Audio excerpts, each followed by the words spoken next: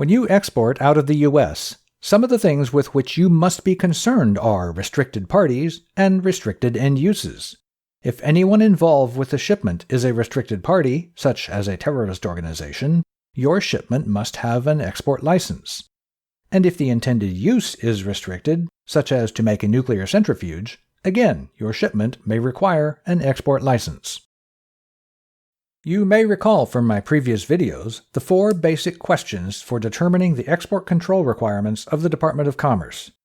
What it is, the export control classification number, where it's going, the destination country, who will receive it, restricted parties, and how it will be used, restricted end uses.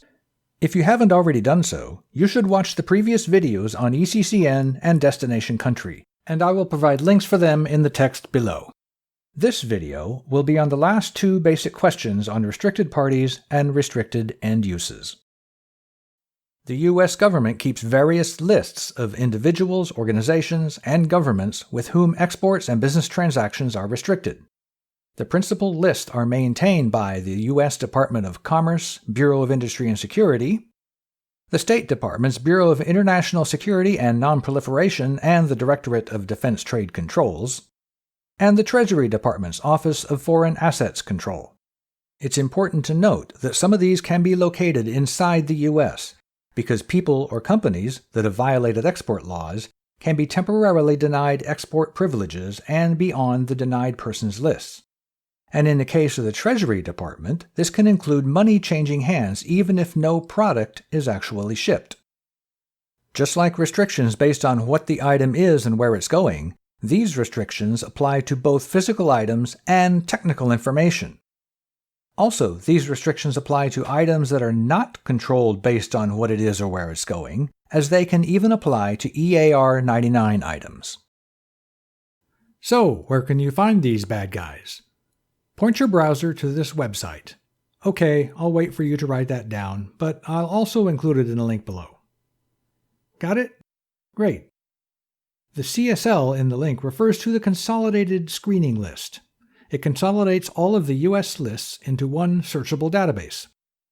When a page opens, you can search by keyword or name. If you turn on Fuzzy Name, it will search various spellings or misspellings. Sources lets you narrow your search to a specific government list. Countries let you narrow your search to a certain country. Your search results will appear down here. And if you click on one, you'll find more details, and you can verify whether it's a true match or just a coincidental same name. This is exactly the type of human verification that you must do to eliminate any false positives. But better false positives than false negatives.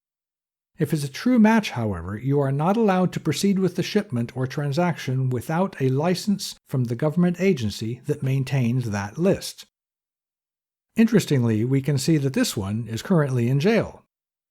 One of the drawbacks of this method is that it doesn't save a record of your search unless you copy screenshots. However, there are various third-party providers that have systems that will keep records of your searches. Just search for restricted party screening in your favorite search engine.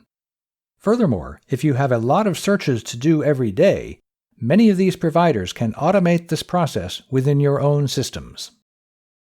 Finally, we get to restricted end uses. Items or technology may be restricted based on how they will be used, such as certain nuclear activities, missiles, rockets, unmanned air vehicles, and space launch vehicles, the manufacture or stockpile of chemical or biological weapons, maritime nuclear propulsion, and certain microprocessors for a military end use. There are too many variables to go into these very deeply, so I will just refer you to the Export Administration Regulations 15 CFR Part 744.